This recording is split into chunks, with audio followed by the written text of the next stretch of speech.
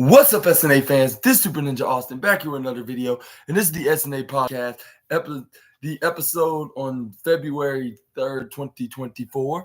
And this is the wrestling news, the daily wrestling news to be the exact. We're going to be talking about the wildest wrestling news stories and rumors that you SNA fans need to know, and including with some Rock versus Roman Reigns news, which we're going to start off on today's video. And then, like I said yesterday on the SNA podcast on the SmackDown review show, make sure you check it out. Like I was talking, I announced that there was the biggest return of the People's Champ, The Rock, yet, to make it confirmed that it will be him and Roman at WrestleMania 40. And unfortunately, I'm not sure if this has if Cody versus Roman will be in the WrestleMania, because he said he will go after him, but not at WrestleMania. I'm not sure what he meant by that. Does it mean he's going after Seth Rollins, or he's going to cash in early at Elimination Chamber, or is it going to be or is it going to be afterwards? Which hopefully that's not the case. Hopefully he can still manage to face him at WrestleMania. It'll be the main event of night 2, and we'll have The Rock versus night 1. I thought I'd just put it out there again, which a normal time for delaying. Let's begin onto this wrestling news video. Starting off with The Rock confronts Roman Reigns. Cody Rhodes not facing Reigns at WrestleMania 40. Cody will not finish the story at WrestleMania 40. At the very least, he won't do it by himself. On the February 2nd episode of WWE SmackDown, Cody Rhodes was set to announce his decision regarding his decision about WrestleMania, as he won the 2024 Men's Royal Rumble match. Before Cody came to the ring, Roman Reigns went out first and responded to the comments Seth Rollins made about his title on WWE Raw. He said he had beaten everyone who challenged for Rollins' title in the first place.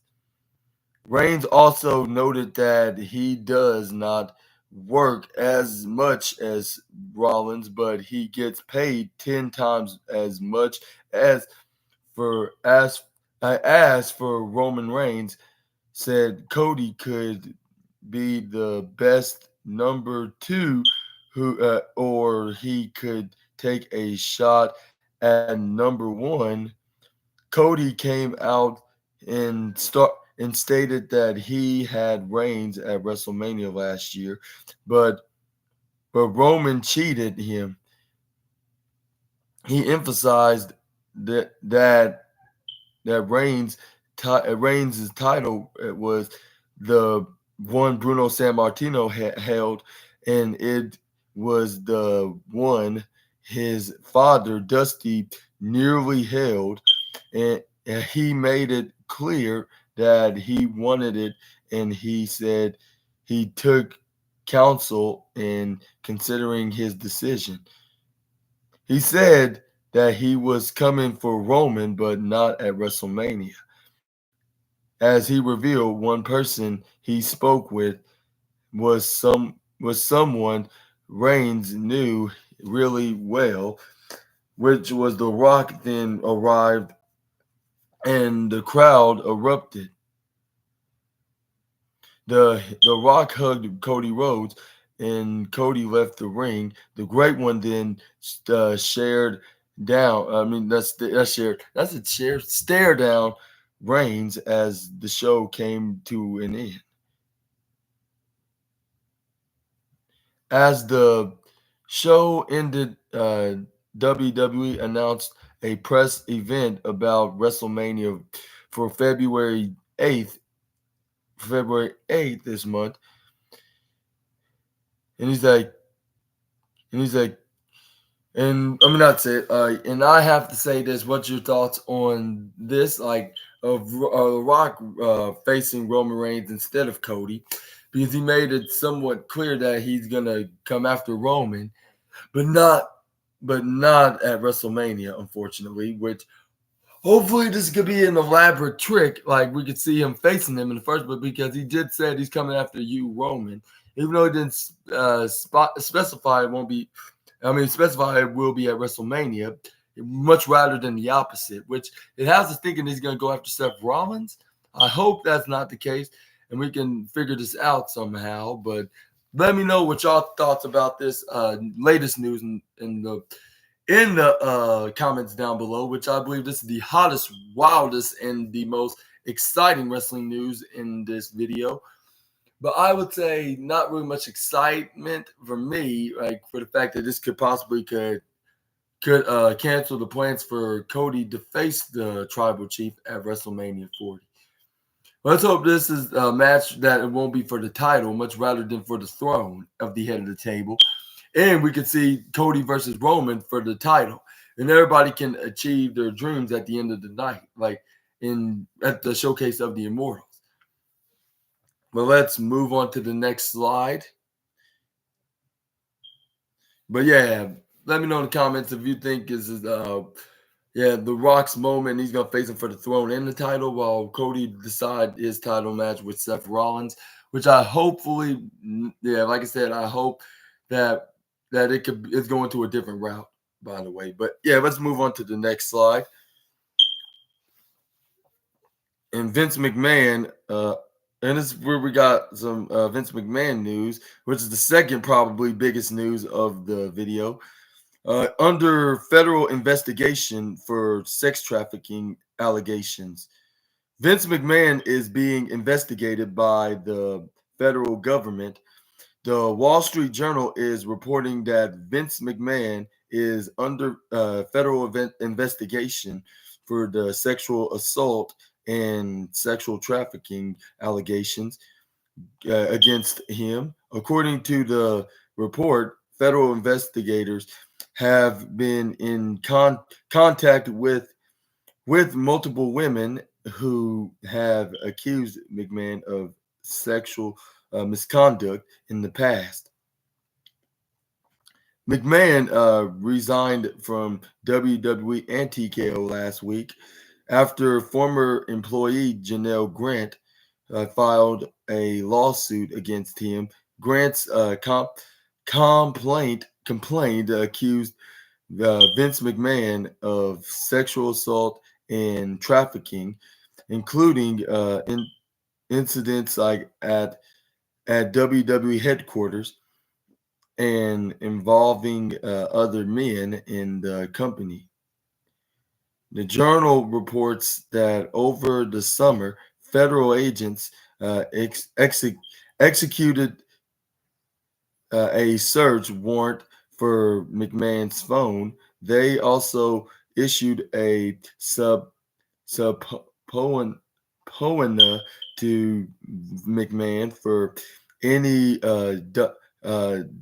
documents related to all allegations of rape, sex trafficking, sexual assault, commercial sex, transaction, harassment, or discrimination against current or former WWE employee. In 2022, McMahon was found to have made payouts to multiple women who accused him of sexual misconduct, including Grant. The subpoena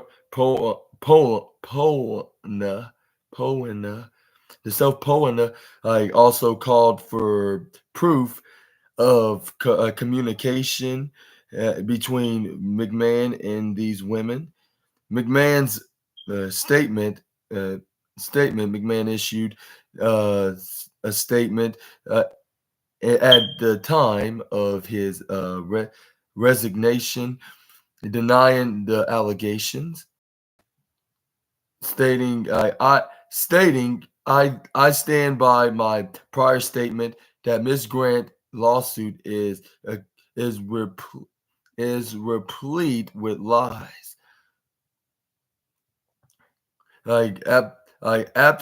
I've seen made up instances that never occurred, and is a vi- and a vindictive dis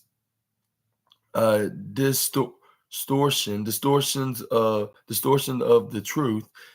Uh, I I intend I intend to vigorously defend myself against these baseless accusations, and look forward to clearing my name. However, out of respect for the WWE universe, in the extraordinary TKO business, and its board members and shareholders, partners, and constituents and all of the employees and superstars who helped make WWE into the global leader it is today. I have decided to resign from my my executive chairmanship and my executive chairmanship in the TKO board of directors, effective immediately.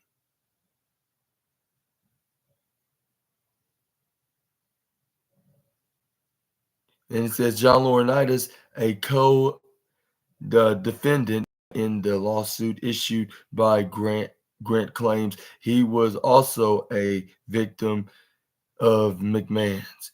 Laurinaitis, through his lawyer, issue a statement on Thursday, where, according to Vice News, received a statement from Laurinaitis' lawyer, Edward Brennan. Uh, Vice noted that Brennan appeared to to co- to corroborate central claims in in the suit, and disputed his client's role described in the lawsuit. According to Brennan, Laurinaitis is a victim in this story too. Laurinaitis' statement: Mr. Laurinaitis denies the allegations in the misguided complaint, and will be vigorously defending these charges in court, like not the media, like plaintiff. The plaintiff, Mr. Laurinaitis, is a victim in this case, not a predator. Like the truth will come out. Brennan wrote. Yeah, the truth will come out. Brennan added as well. Vice asked Brennan a follow up question about McMahon and Laurinaitis' role in the complaint, and asked Brennan uh, to clarify that they were saying Laurinaitis was a victim of McMahon. Read is read the allegations, read the federal stature or not state stat statute, the federal statute, statute, the statute power, control, employment, supervisory capacity, dictator, dictatorial, sexual, sexual, sexual demands with repercussions if not met. Count how many times in the complaint Vince exerts control over both of them. Brandon replied, Brandon replied the complaint, read in full here, accused McMahon and Laurinaitis of sexually assaulting Grant in WWE's corporate office in Stamford, Connecticut. The the suit the suit also accused McMahon of trafficking her to Laurinaitis and setting up appointments like for him and to have sexual relations with her. And what's your thoughts on this lawsuit of John Laurinaitis being the victim, perhaps, into this in this lawsuit, along with Janelle Grant? And also, what's your thoughts on Vince McMahon defending himself, like saying like whatever claims that Janelle Grant has against him is completely false, and he's and if he needs to defend himself from being in a horrible predicament like this, like he should will do that. But do you think Vince McMahon's telling the truth, or do you think he's making it all up just to prove his innocence, wherever he has left in his innocence? And do you think that Janelle Grant's telling the truth, or do you think she's lying just to get more money out of the former chairman of WWE, which I don't think she's probably doing that for the money. She's just doing that for justice. So, like maybe she's doing that for justice, but I don't know if these claims are true because there's no like no photographic or physical evidence that that he done anything to these women, like other than plenty of women calling him out on it. Like that's the only way that's making it believable. Like every woman that he ever had an affair with and paid him hush money with, like has called him out with assault and even trafficking. Like especially Janelle Grant being the number one woman into this case. But yeah, let me know what y'all thoughts on this lawsuit and these allegations against Vince McMahon in the comments down below. And let's move on to the next wrestling news, which that is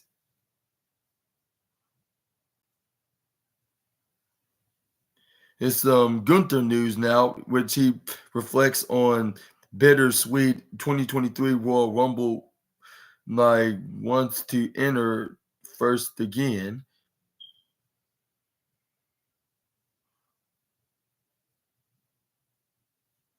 You know, this is like an old interview. So yeah, I guess I'm gonna skip this over to the Alpha Academy. Yeah, next up we got some Alpha Academy news. Now is Pinpoint their launching point recalls reaction to graduation ceremony. The watch list looks at what matches you should be watching, and they are recommended by today's professional wrestling stars. WrestleZone recently spoke with Alpha Academy's Chad Gable and Otis, who were asked for a match or moment when they realized like their team clicked. Gable has teamed with Jason Jordan and Shelton Benjamin in the past, while Otis was linked with Tucker as when they were heavy machinery at the time. Gable said that their tag title win really highlighted things, and he gave credit to Randy Orton for helping put things together. And Gable said this onto this interview, I believe with WrestleZone, like when they were in this exclusive interview with WrestleZone, where Chad Gable saying the first match that comes to mind where like it's weird because it's the match he won the titles, but it's the first match where I felt like we were made whole whole as a team, because even all the way up to that point, we've done a lot of stuff, even as heels, and like we did some stuff in the Thunderdome era, and all this where we were doing matches, but I don't know, it felt like we were just still two singles guy, like kind of thrown together or just trying to work it out. And we were just doing whatever they needed us to. But that night in Philadelphia against Randy Orton, and and the way that Randy helped put stuff together and makes everything make so much sense and get the most out of the least, like we felt like we were a team that night for the first time, like I really team, like a real team, everything functioned properly. It was just clicking, and so like that was like I felt like our launching point, our launching point. And he can, and then when asked for when asked to Otis about promos, Otis responded like, my God, the promos, like I believe the night not with like not the night with wrestling, but definitely with our first ceremony graduation. Like for me, we were gifted a lot of time for that, and I remember just like going like, man, we're basically just doing what we do in the car. like i I know he's memorizing a lot of stuff because I'm very good at memorizing, but it's just crazy how it's just like it didn't even feel like work at all. It was just like us doing what we do. And of course, who better to do it within with rated RK Bro, then we got to the back. It was funny because Vince was like, does a does a Vince impersonation? Does a Vince impersonation? My God, the promo, like like my my God, like the chemistry of you two and I, like was just like, yes sir.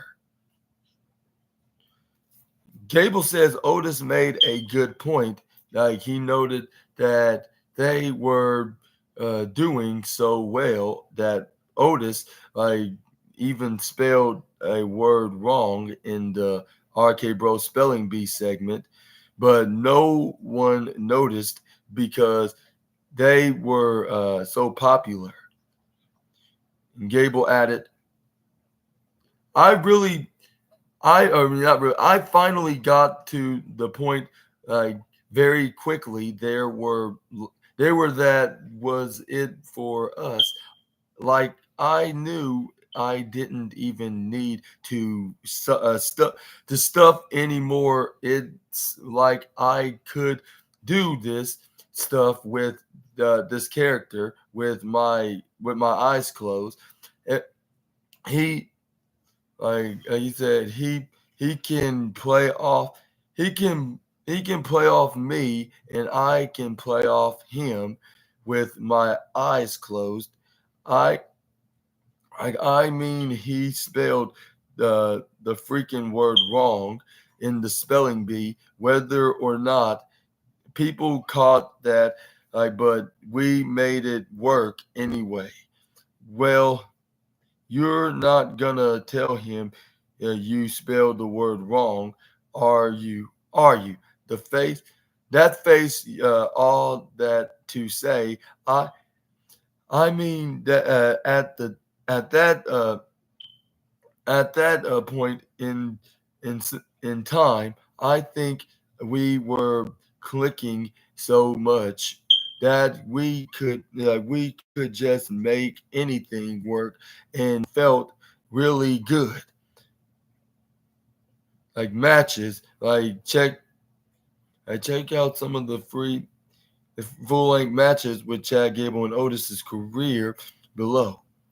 But we're just gonna skip to that part, and we're gonna talk about what's your thoughts on the Alpha Academy, like uh, uh, I'll say not confessing, but I'll say what's that word? Revealing, I should say. Yeah, revealing, what made their Alpha Academy tag partner more popular, and it probably all started when they had their match and segments with RK Bro, especially with Randy Orton, that helped made it work.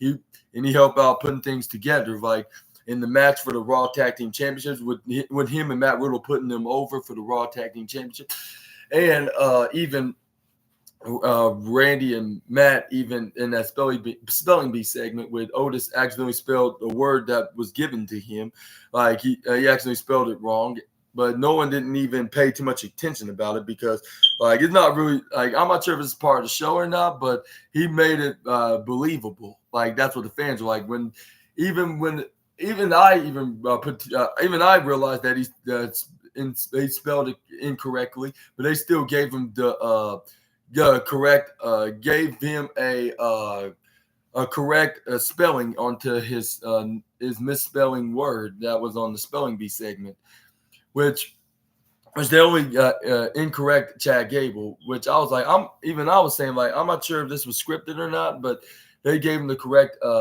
they gave him a correct spelling on to Otis because I believe they're probably trying to make this a like a 2 out of 3 situation, like with Matt Riddle and Otis correctly spelled their words, and then Randy Orton and Chad Gable tried to be the tiebreakers, but Chad Gable was first, and he misspelled his word, which he was incorrect. He was incorrected, he got corrected by Kevin Patrick, but he was incorrect what he was spelling. While Randy Orton, this is the number one thing I remember him spelling was dumbbell, which he got that correctly, and then that's where Chad Gable's like that was an easy word. Like he's the one your dumbbell, the one that came up with that word for you to get the easy advantage against us. But what's your thoughts on that? Like for Chad Gable and Otis giving high praise to the Viper for helping them making it work and making it very special, making this a very memorable tag team rivalry. Let me know in the comments down below. But let's move on to the next wrestling news, and let's talk about. We got some R-Truth news, I believe.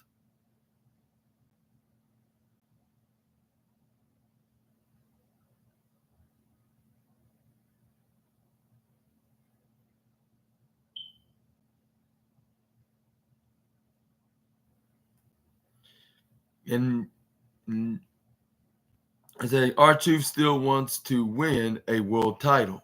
It says right here onto this wrestling news article, which something that we has yet to see. We've seen him as mid-card champion, such as the United States champion, even a lower mid-card champion, the 24/7 champion, and even multi-time tag team champion with the likes of Kofi Kingston, and I think he won the tag title with somebody else too. I just cannot place the name. All I know is the memorable one was with Kofi Kingston back in 2012. But anyways, this is where we got R-Truth wanting to win a world title. Thinks the roof would come unglued.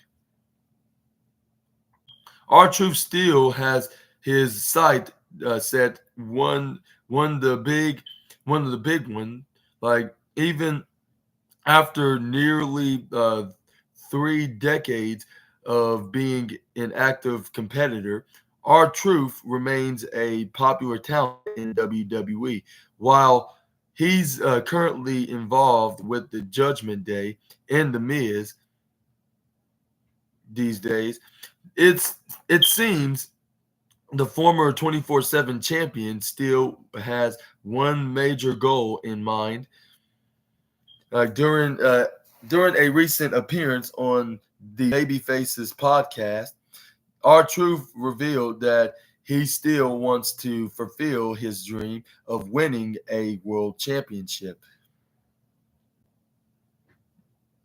And and he said, "I still want to win the world title. I still think the roof would be unglued," Truth said. In WWE, R-Truth is a 52-time 24/7 champion. He is also a former two-time United States champion and a one-time former tag team champion alongside Kofi Kingston. Okay, that's right. He did won the tag team title, but it was once. I thought he won it like more than once, at least two times, like the United States Championship. It was when, but I think I was mistaken, and it was just with Kofi Kingston because Kofi Kingston had a reputation of being a success in the tag team division along with the mid card division, winning belts like the United States Intercontinental Championship, Tag Team Championship, alongside R-Truth, Evan Bourne, which is now known as Matt Sydal in AEW, and CM Punk, which he's now recently returned, but he suffered a triceps injury. But anyway,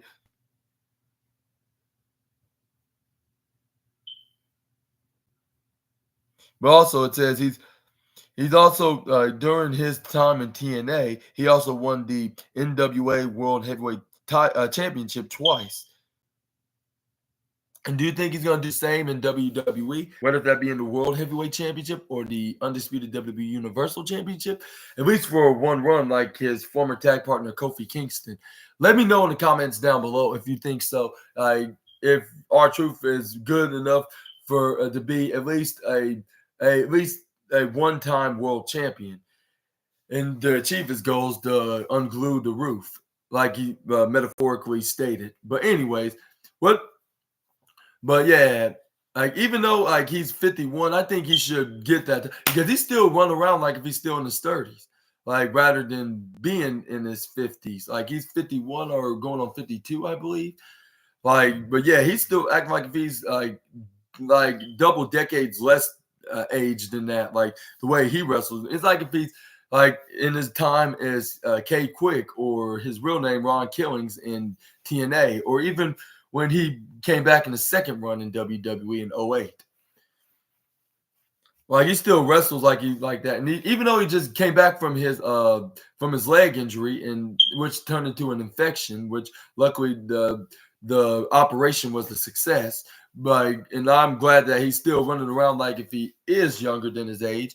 I still think that WWE, at least in the next year or two, like while he's still an active competitor, I think he should win it at least once. Like, and he can be that championship, and I'll say before he retires, he can have an IC title reign, so he can be known as a Grand Slam champion, like the other mid carders that managed to become world champion, like the likes of Dolph Ziggler and Kofi Kingston, and the Miz too. I'll say the Miz, Dolph Ziggler, and Kofi Kingston, like he can join them being a Grand Slam champion as mid carders of holding the world title at least once or twice.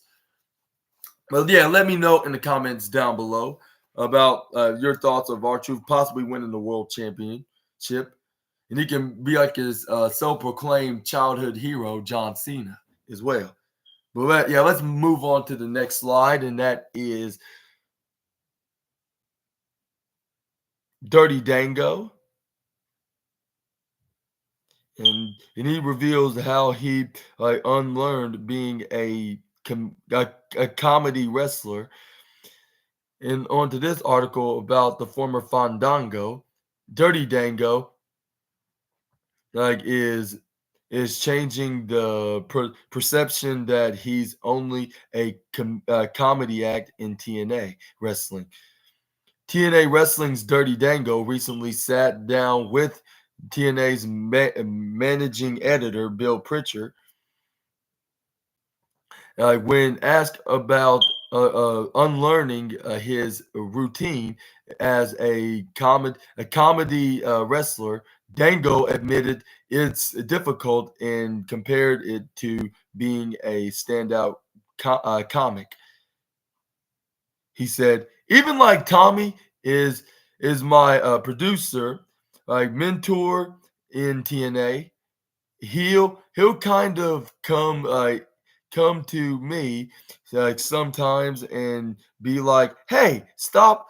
You could see me working as a comedy wrestler sometimes, and they obviously want me to be more aggressive and learn or not lean towards being more of a serious top guy." Dirty Dango said, "It's hard, man. It's like being a stand-up comic, like, and you're used to going back to your zigger jokes. Like Breeze and I did it for years, short 3 to 7 minute segments, matches where it's kind of more haha. It's in and out of character and storyline based like matches. You're kind of doing the wrestling to get the character stuff over. The wrestling is more secondary to the storyline or the character. So having matches with Macklin, it's really not a storyline. You're just going out and having a good wrestling match. Like a lesson from the American Dream, and Fandango had to say this about his experience with Dusty Rhodes, of him training him in the business, saying Dango went on to talk about how what Dusty Rhodes taught him while in FCW about one's body of work and being able to play different characters throughout your career. He added, or he added, I'll say, into the interview, of course. It kind of reminded me of being back in FCW back in the day, which was good. Dirty Dango continued. It's body of work. That's what Dusty always talks about. Is your body of work over your career. You want to be able to play different characters and have a full body of work. Being able to show different sides of your personality, whether it's being an ass kicker, making people laugh. That's that longevity in the business is being able to play different characters. If you can only just be one facial, one promo, one type of character, just like being an actor, you're not going to want to see same dancers over and over again. Yeah, you have to reinvent yourself. That's why guys like Jericho, Edge, and Christian are still in the game and at the top level. It's because they put thought and ideas into their characters, and they think about the stuff when they're not on the road. How can they reinvent themselves, keep coming up with a new hit all the time? That's really hard to do, to say, to stay relevant like for 3 to 4 different generations of wrestling, like, which is something P- PCO has done, which is pretty impressive. And what are your thoughts on Fandango's comments about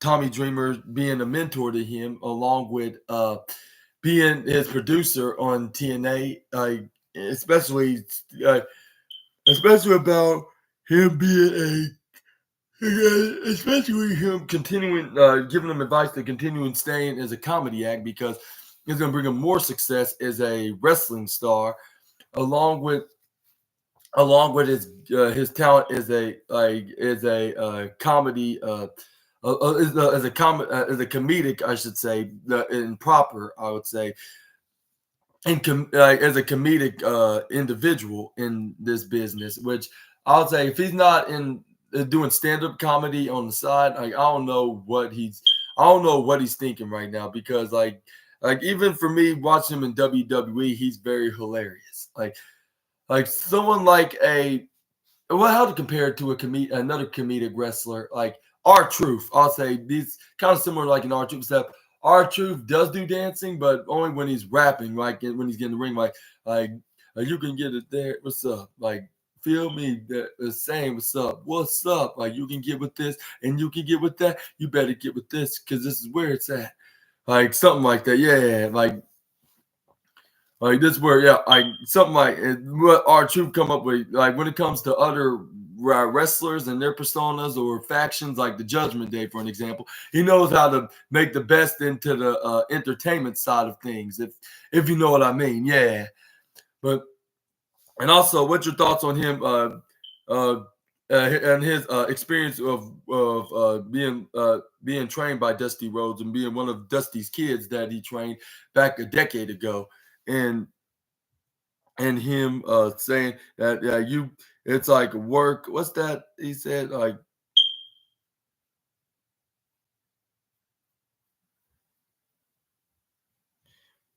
he calls it a work in a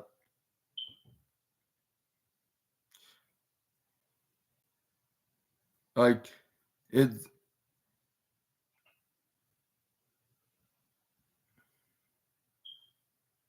a body of work. That's what it was, a body of work. And then also more about his comedic character, and especially he even revealed that they made him and Tyler Breeze made the best out of the 3 to 7 minutes of segments or matches is the Fashion Police, which that was very entertaining. I think it was the most underrated storyline in WWE. Like they should have continued doing that and keep and like with their investigations with other tag teams. I think that's even though it's kind of cringy. Like me as a teenager watching this, like I was like, this is kind of cringy, but it still worked somehow. Like it was like what's that word? It was very intriguing. Like it was very it was very nostalgically entertaining. Yeah, like you would want to watch this and help the tag team division grow out of this and make stars into stuff like this. But and also, what's your thoughts on Fandango? Like comparing his character, like being relevant, like someone like a Christian and Jericho and Edge, like which they're like the reason why they still looking very entertaining and very relevant and very still look like who they were like 20, 30 years ago is because they try to find something creative for them to do and try to find it more what's that word try to find something creative and try to find something new, like to add on to their personas as the rated R superstar or the patriarch, the captain of charisma, the Ocho, the Lionheart, Y2J. Like they try to add some more characters, like make it more like it looks similar, but just a little more different. Like but it's still entertaining, and you would love to see more of it when you're watching them on the show. Like whether they're in matches, segments, like wherever that's entertaining you in pro wrestling kind of topics, if you know what I mean. Yeah. But yeah, let me know in the comments down below, like about what Fandango had to say about everything in his career and about like his experiences with Dusty and Tyler Breeze. and about the character in general, like of being a comedic act in a comedic act in a comedic dancer character, I should say. Yeah. But let's move on to the next slide, which is Ricky Starks believes AEW is a team effort. If you don't follow the same goal, maybe this isn't the place for you. Ricky Starks is ready to make the most out of every opportunity he gets to be on the AEW Dynamite, Rampage, and Collision. Definitely, it says All Elite Wrestling's Ricky Starks recently sat down with Blake Oyster Oyster Oyster Oyster Oyster Oyster Oyster Oyster. Hope I pronounced that correctly, Mr. Blake Oyster. Forbes, of course.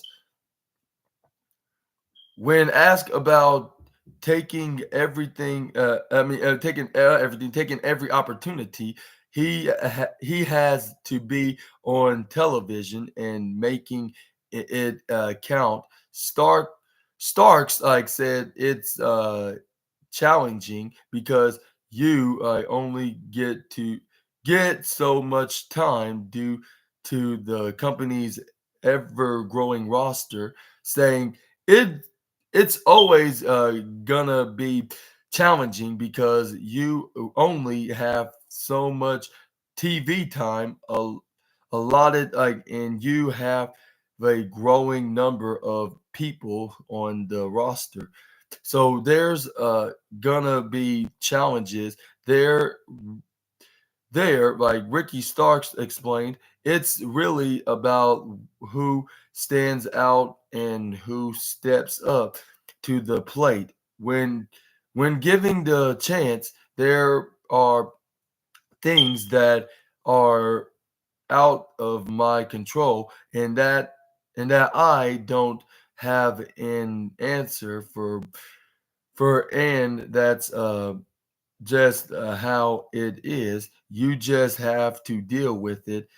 I can only control as much as I can control. And despite the battle for TV time, Starks revealed that the that all elite wrestling locker room is a team effort, and if people aren't focused on the same goal, the the company might not be for them. When I'm saying it's a team effort, Ricky Stark said, like we're all working for the same goal, and if you don't follow the same goal, maybe this isn't the place for you. And what's your thoughts on Ricky Stark's comments on about this is the team effort that AEW is working with, and then if you don't have any kind of goals in AEW, this is not the company for anybody. Like whoever that's a wrestling, whether if you're a wrestling fan, a wrestler, or whatever you are, like in the industry of the grappling sport, but. And what's your thoughts? Also, what's your thoughts on Ricky Starks saying like he? What's your thoughts on Ricky Starks? Thoughts on him trying to get as much as TV time as he can, considering there's plenty of wrestlers that's coming here, whether if they're legendary wrestlers from other companies or new upcoming growing stars like like they always like half the times they get, like along with the ex WWE guys and New Japan guys, I guess you could say. But yeah, I would say but yeah, there's a growing roster with so many wrestlers that are coming from independent scenes, WWE, New Japan, like that's getting some TV time, and they're making appearances, trying to make effort and an impact in making the goal of being the big time stars of from yesterday or even tomorrow, like the stars that and they can be today. Like, which even if they're legendary older stars or new upcoming stars in the wrestling industry that's trying to be AEW originals, like new AEW originals, I should say. And yeah, like, and he's trying to get enough time that he can, and even face those kind of guys in very hard hitting matches, like in which metaphorically stating that being very successfully very successfully what's that very successfully great matches, I should say. Yeah, let me rephrase that. Sorry for the stop and think, but I think it was probably better to do that than stutter it out. Like, might as well say very it was very like being very intriguing matches, like the best way I should describe it, like something that was gonna get the fans watching, something that would make them want to watch more in a weekly basis, and even watch more replays from the past, replays and reruns from the last episodes from the past few years on how AEW started, which thanks to Cody, the Bucks, and Kenny Omega, like, and them bringing in wrestlers from all around the landscape of professional wrestling and making it a successful billion-dollar company that it is. Which I believe what's his name came up with the investment, though. Tony Khan, thanks to his father being the owner of the Jacksonville Jaguars. And then started in Jacksonville, which is known as the Jacksonville-based company to this day. And let's move on to the next wrestling news. You got some Giselle Shaw. We got some Giselle Shaw news now, as it says she wants to make her mark in TNA, motivate and empower people. To motivate and empower people, and it says from Giselle Shaw is proud of how TNA wrestling promotes diversity and equity. TNA Wrestling's Giselle Shaw recently sat down with WrestleZone managing editor Bill Pritchard when asked about her thoughts on the company, including LGBTQIA representatives, like on their show, like LGIA representatives on the show. It said Shaw said that she believes that TNA is very diverse and promotes equity. She said, "I feel like at Impact Wrestling or TNA Wrestling, everyone is so diverse.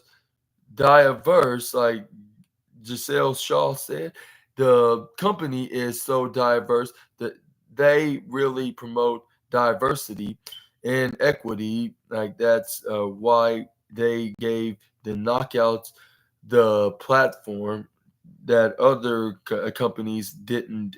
What didn't way back when. They are very forward thinking, and it's great that me being a trans woman, is just being put on the back burner. But I feel like that's not really the main thing about me. I'm a wrestler first and foremost. Being a trans woman is just a part of me. That's not who I am. So I feel like people now are realizing that if they want to judge me, they are judging me by who I am." and Giselle Shaw sees herself as a role model. When asked if she look at herself as a role model in terms of motivating talent and showing people that TNA is the right place to join, Shaw believes she is, and that she is a good representative for the company. She said, "Of course, I feel like when you're at the company or any company, but that you're in, you are that you're representing uh, the brand. You're a representative of the company." Giselle Shaw said. So I feel like whatever you do when you step outside of the company, if you're doing the independent scene, that reflects to the company. So I think it's really important that you treat them the way you want to be treated, and I feel like it's not just a company thing. It's more of just like a personal thing. I want to motivate people and power people and hopefully push them to their limits. That they're like, oh my gosh, that really that really lit a fire under me. I want to perform at the level constantly. And I feel like that's my goal.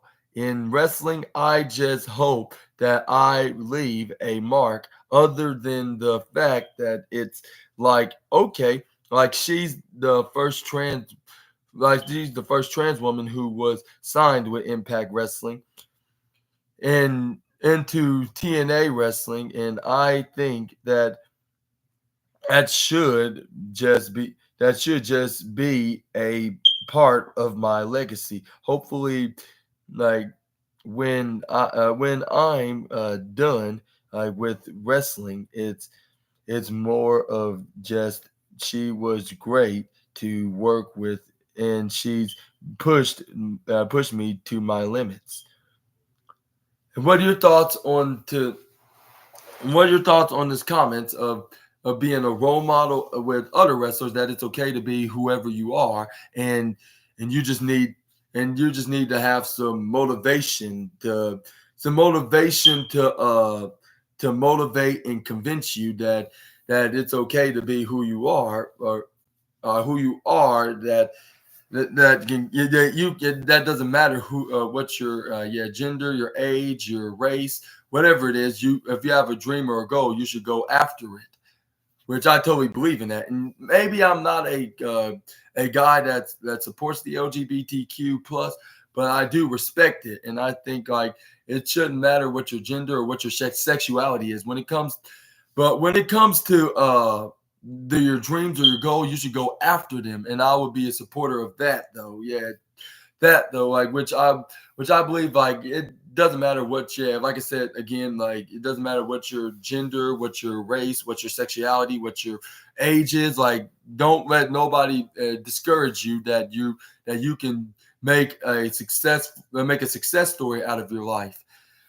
But yeah, let me know in the comments down below what your thoughts on Giselle. Hopefully I pronounced that right. I accidentally called her Gissel, which I thought it was with a G rather than